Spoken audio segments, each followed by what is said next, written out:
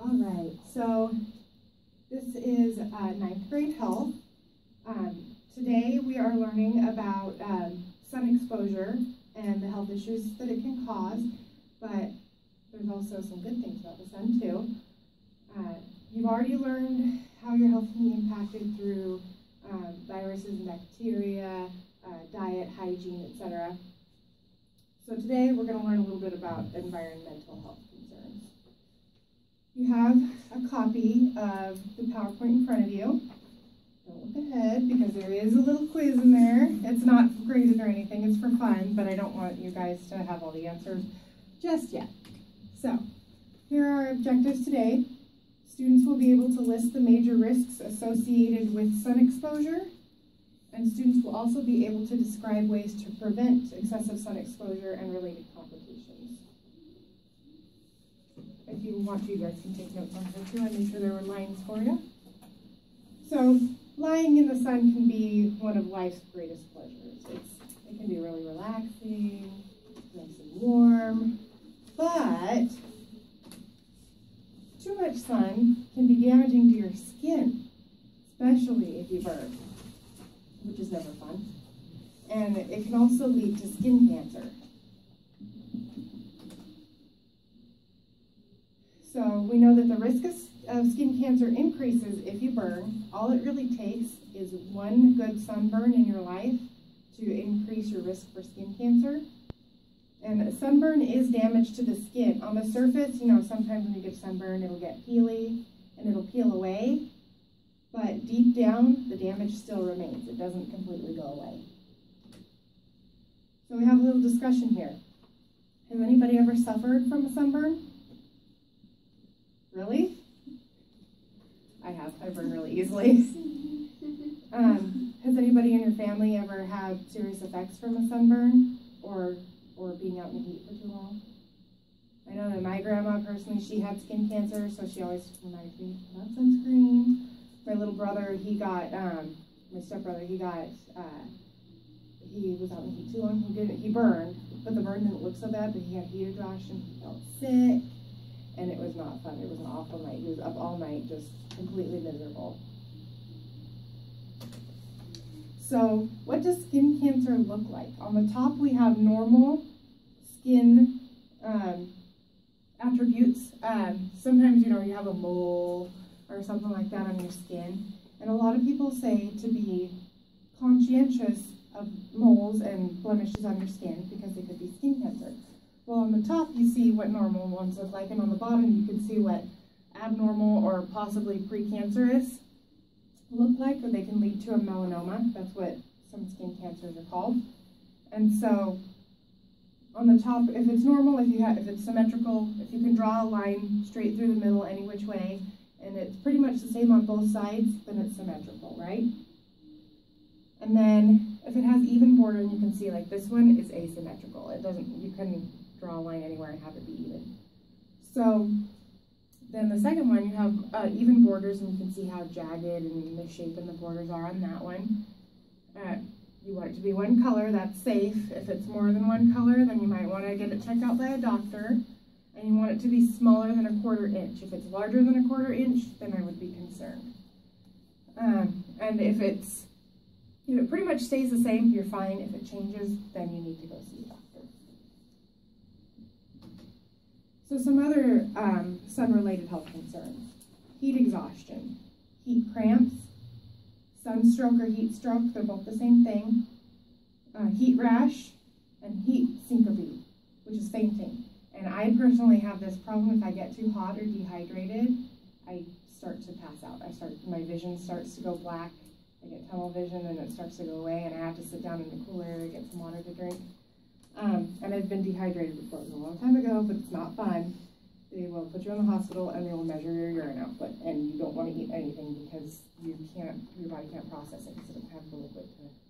Everything smells amazing, but even bacon, I couldn't eat it. So how can you protect yourself from the sun?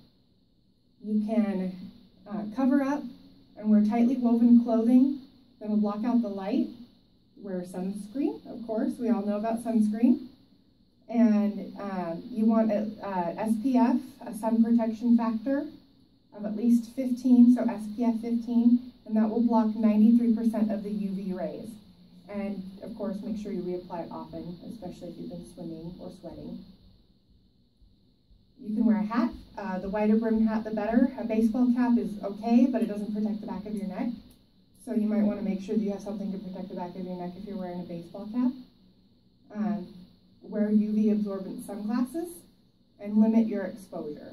So don't go outside in the brightest part of the day, and watch your, how long you're out there. Okay, so here's the quiz. So put down your notes. We're coming up on the quiz. They're all true, false. If you can, I want you to explain why you have an answer. You're gonna say, I'm gonna ask true. If you think it's true, raise your hand. If you think, and then I'll ask false. If you think it's false, raise your hand. So, number 1, the hotter the sun feels, the more likely you are to get burnt. True or false? You can get burnt in overcast. It is false. It's the sunlight, not the heat. That there could be a cool wind, but a strong sun. You can even get sunburned, like snowboarding or skiing, depending on where you are. The second one is also false. It becomes obvious 1 hour after exposure. That is false. It takes 6 to 8 hours to become noticeable. So once you start noticing your sunburn, you've already gotten really burned. You've gotten burned pretty well. So the worst time to sunbathe unprotected is between 10 a.m. and 2 p.m. True or false?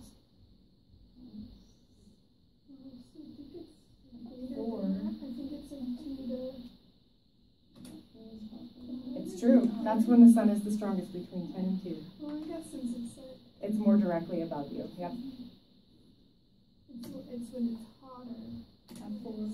Yeah, because that's when the ground and everything's been sitting in the sun all day, so it gets hotter at about 4 o'clock. Will regular sun tanning keep you look younger? True or false? It is false. Sun exposure actually causes premature aging. It can make you look older. So, can sunburn be associated with headache, shivering, nausea, and vomiting? True? It is true. Those are all the signs of sunstroke or heat stroke. I've gotten sunstroke before. Yeah.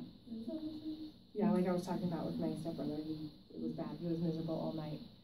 So, number 6, both length of exposure and time of exposure are important for sunburning. So, the time during the day that you get exposed and how long you're in that exposure. True or false? True. That is true. All right. Clothes can completely protect you from sunburning. Like anywhere your body's covered with clothes, you'll be completely protected. Got a true? And you're not quite sure? I'm not sure. It depends on like what kind of clothes you're wearing. If you're wearing like cotton or something, it'll be just fine. But if you're wearing like see-through clothes, then... It is false. It won't completely protect you.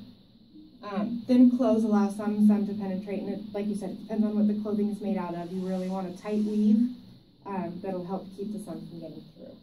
So it's like you can see like the individual threads in the weave, then it's probably not going to completely protect you.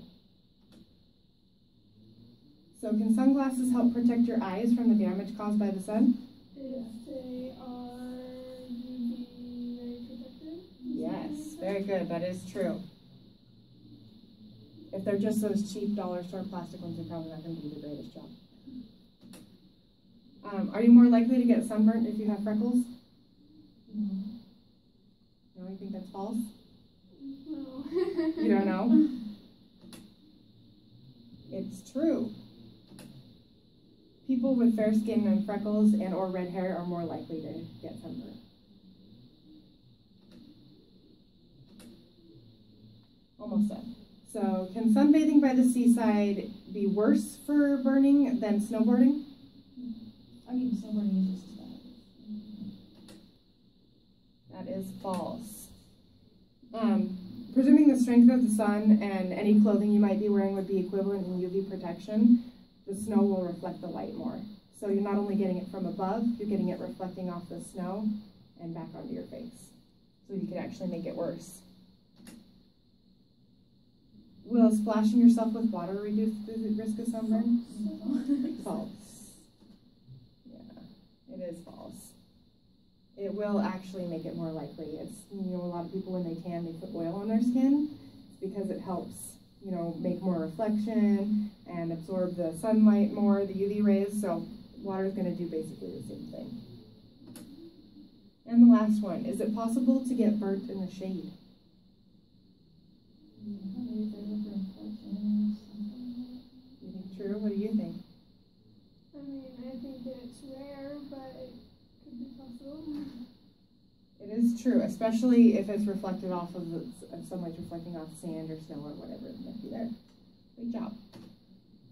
Okay, so the sun isn't all bad. We've learned a lot of things that can really cause a lot of health concerns. Too much sun can cause skin cancer, as we know, but 15-minute burst 3 times a week gives you just the right amount of sunlight to get enough vitamin D to supply your body. And that doesn't mean that you can do all 15 minutes right in a row, not 45 minutes at a time. 15 minutes 3 times a week will give you just enough vitamin D. The sun is an excellent source of vitamin D. It's necessary for the absorption of calcium, which is necessary for bone growth and strength. And it can also ward off winter blues and seasonal affective disorder, known as SAD, which is actually a pretty common problem in this region because we actually don't have really strong UV rays most of the year. Only about 3 months out of the year do we actually have really strong UV rays. Too little vitamin D can cause health issues such as rickets and make osteoporosis more likely to occur. So now we have a little reflection on this sheet of paper that I gave you or on your notes there, either one, whichever you'd like. I would like you to name one positive impact that the sun can have on health, and then at least one sun-related health concern other than burns and cancer, and then name at least 2 ways to protect yourself from the sun. And then when you're done, share with the class.